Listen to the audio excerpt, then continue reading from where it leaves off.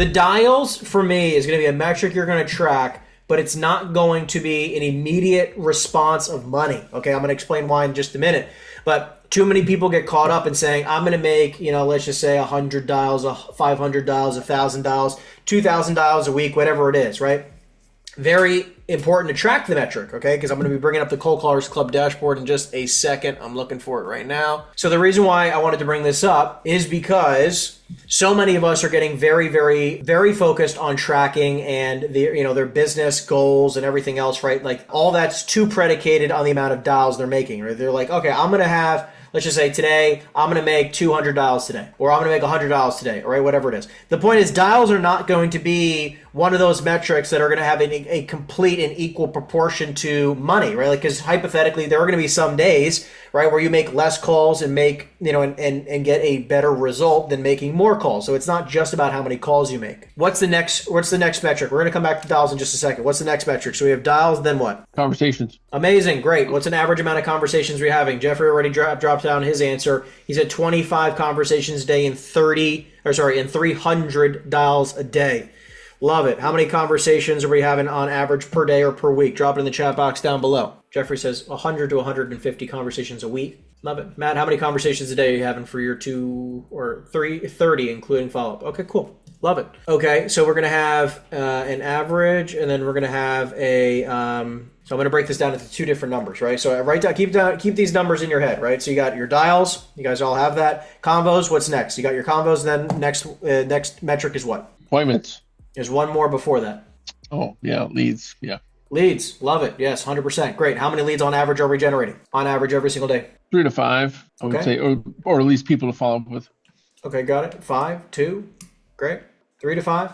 Love it. Now that you have these metrics, okay, next, I heard you say appointments. Now, obviously, appointments can be a good metric to track. I recommend you track that metric.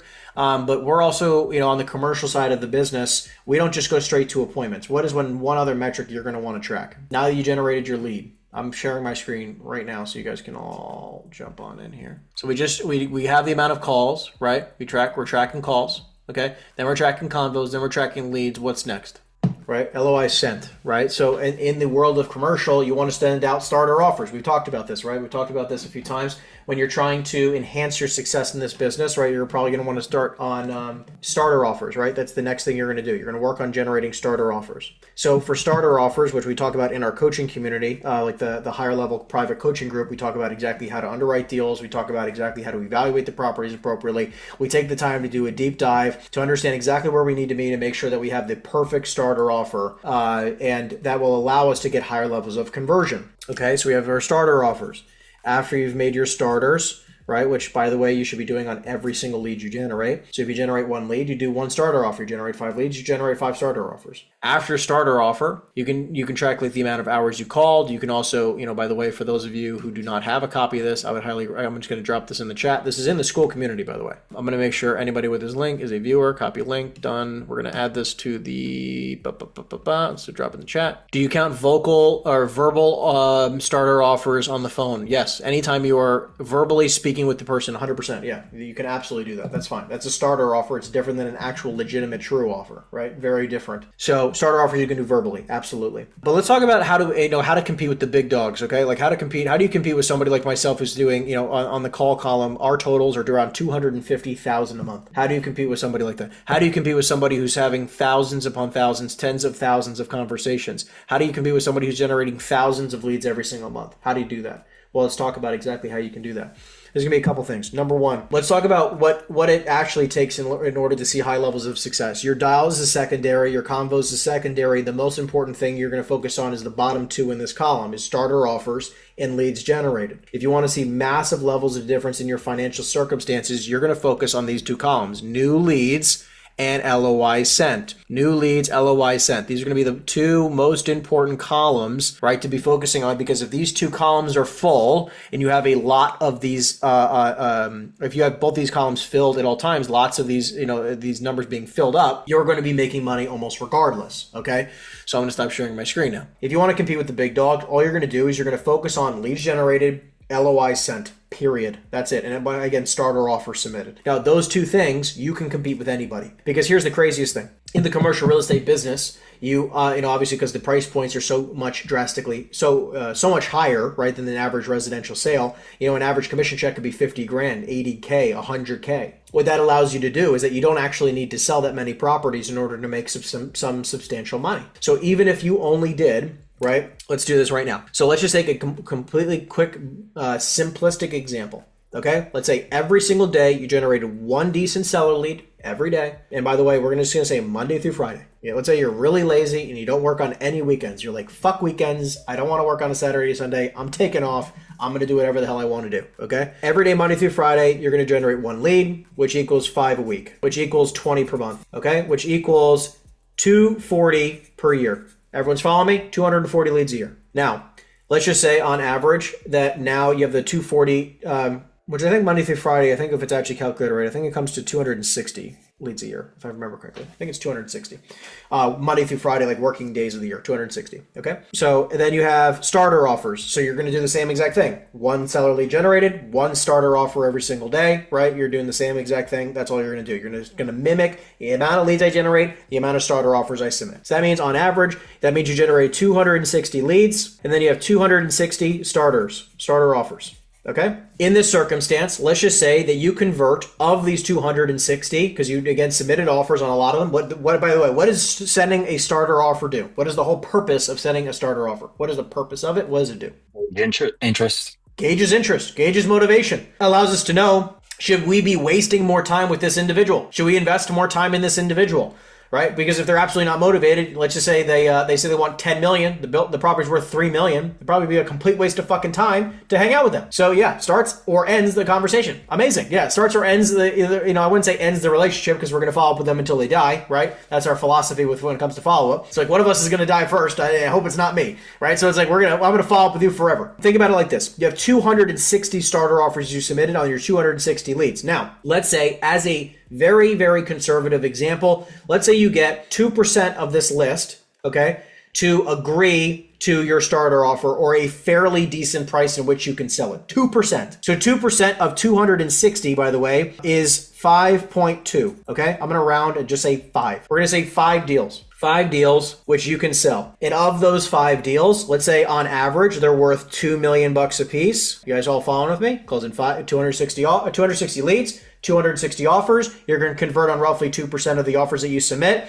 That means that's 5 closings a year, on average $2 million per deal. Let's just say at 5% commission per deal, 5 because you're going to represent both sides. We don't ever represent one side on my team. We always try to double in every single deal. So that equals $100,000 in commissions per deal. One deal, $2 million, 5% commission because you're representing both sides. You're going to double in the deal. You're going to make $100K. That means if you just generated one decent seller lead every day, submitted one starter offer every day, Monday through Friday, you can make 500 grand a year. Okay? You don't have to close dozens of deals. Talk about 5 fucking closings a year, guys. Okay? To make $500,000. Now, that's obviously at $2 million. You can also sprinkle in some higher price point deals, right? And you might be able to make more money. Okay? Now, obviously, if you do lower price deals, you're going to make it really complicated and you might as well just continue to sell residential fucking real estate. I don't know why you're doing commercial because, like, there's just no difference, right? If you're going to sell tiny little baby $200,000 properties, sell fucking residential real estate, right? If you want to sell big properties, like, you know, where you can make 100 fucking grand a deal, sell commercial. Now, again, all hypothetical, but that's only on 1 fucking lead a day. If you do 2 leads a day, that's $1 million a year. If you submit 2 leads a day generated, 2 starter offers every single day, $1 million a year. Guys, if you want to compete like a guy like me, okay, I recommend doing 4 seller leads a day, Monday through Friday. Fuck it, if you're a lunatic, do it 6 or 7 days a week. You do it 6 or 7 days a week, all of a sudden the numbers are absolutely just freaking stupid. This is what I realized many years ago when I continuously recruit and try to find great talent all over the country so I can help them get to that point every day. Because if I can just get an average agent on my team to generate 1 great seller lead a day, make 1 starter offer every single day, and we convert at 2 freaking percent, the ability of them being able to close 5 fucking deals a year is pretty easy. It's attainable. It's simple. I don't want to say anything's easy, okay? Choose your heart. Everything's hard, right? Choose your heart. Everything's hard. That's how you break it down. So if you prospect every single day, 4 hours a day, 5 hours, 6 hours a day, I don't give a fuck how long or how many dials it takes. You just choose how many leads do I want to generate today? How many starter offers do I want to submit today? That's your metric. It's until I hit the result. It's not, I'm going to dial for 3 hours because I got to go do something at 12. It's like, no, it's like I'll dial till 12 because I got to go do something. And then I'm going to come back when I'm done and I'm going to continue prospecting until I achieve the goal. If I got to prospect all day for fucking 11 hours to hit my goal today, that's what I get to do. And it's like, people are just like, man, this is so difficult, or I want to make $500,000 a year. Guys, doctors who fucking work 80 to 100 hours a day slaving at a hospital don't make fucking 500 G's a year sometimes. It's like, you're worried about fucking sitting with your fucking feet up in an air-conditioned house where you can get up and go to the bathroom whenever the fuck you want, get snacks whenever the fuck you want, go walk your dog whenever the fuck you want, go do whatever the heck you guys want, and you're complaining that that's hard fucking work? You sit on a dialer. You don't even dial the fucking phone. All you do is you type some some notes in a CRM system in the meantime and send some text along the way. That's it, guys. Like think about it. You can make $500,000 a year with your feet up. Like, I'm being facetious for a fucking moment, but like you can literally sit with your fucking feet up, hang out at your house, smoke a goddamn cigar from your back porch, and make $500,000 a year. It doesn't have to be fucking complicated, but you got to do the work. Stand and dial, right? Like, this is like one of the first times I'm actually sitting at my desk. Like, I just play some Jenga. That's exactly right? Yeah. You can do whatever you want. You can, you know what I'm saying? Like, it's just, don't make it hard. Stick to a goal, right? It's like, the only thing that fucking matters is how many leads did you generate today and how many starter offers did you submit? Because you doing that is then going to make it your ability to then go now the next stage down the road, which is after you've submitted the starter offer, what do you need to have happen in order to convert on that deal? You have to submit something. What do you have to submit next? Someone's got an answer. You submitted a starter offer. They're interested at a reasonable price. What's next? And it's not play some Jenga. What is it? LOI. Okay, an LOI from who? You're on to something, Matt. An LOI from who? From you, your company, right? No, so again, verbally you've submitted your starter offer already. Okay? They're open to that price range. They're open and reasonable. What do you need to then do then? Like, what's next so that you can actually go to a closing table? Like, how do you get to a closing table? You've submitted an offer. What do you have to do? The contract. Okay, contract again, to purchase. But remember, we're not buying it. This is a starter offer. This is to negotiate the deal to see if they're in ballparking, like within a ballpark that we can transact on this, right? This is not us to buy it. The starter offer is to be like, oh yeah, like they wanted X price. You run some numbers. Again, I teach this in my higher level coaching trainings to understand exactly where you need to be on every single deal. One of the hundreds of things that we cover in that training, right? Now you submitted the right offer. They said I'm open in and around that type of price. What's next? You go shop it to the end buyer. Exactly. You're going to pitch it out. You're going to get a real, true offer next. Okay, a true offer. So now it's like we got the seller to agree to a fair and reasonable price, right? Maybe they didn't agree to your LOI, but they're at least open to that type of price range. Okay, you then can go to your buyer pool and work on building your buyer list. And you're going to go to those individuals, and now you're going to get a bunch of true offers, okay? You have starter offers, which are from us, from you, from me, from whoever, right? Just to get the ball rolling, get a gauge of motivation. Once we get the gauge and motivation checked, then you're going to move it down the list. You're going to move down the next stage of the process, which is to convert on this 2%, like I just said. The next phase of that is you'd got to get a true offer. So now you got to call up some buyers. Bob the buyer, I got this deal, 123 Main Street. Here's all the details. Are you sitting, Bob the buyer, are you sitting in front of a computer? I want to review a deal with you. Yeah, I'm in front of a computer. Great. Look up the address, 123 Main Street. Let me know when you have it up. I have it up. Okay, great. Here's the details. It's a 10-unit multifamily property. It's a 10,000 square foot retail center. It's a 10,000 square foot industrial building. It's a car wash. It's a liquor store. It's a blah, blah, blah, blah, whatever it is, right?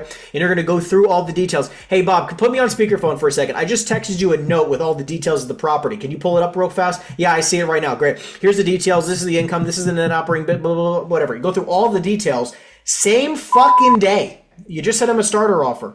They countered you back and saying, I don't want 1 million. Originally they said they wanted 2. You offered them 1 million. And then they came back and they say, listen, I don't want 1 million, but I'll do it for 1.2 million, 1.5 million, 1 million, whatever. And then you can go, okay, well, it's actually a fairly reasonable deal at that price. Again, in order to understand these properties, you need to understand how to underwrite, how to evaluate these types of properties, right? How to check comps, how to evaluate the property, underwrite these types of properties in a big old spreadsheet to know that you're on track or off track. So once you have that understanding, you then immediately can go pitch it to your buyers. You're going to call up your buyer list. You're going to drill your freaking buyer list as fast as you possibly can.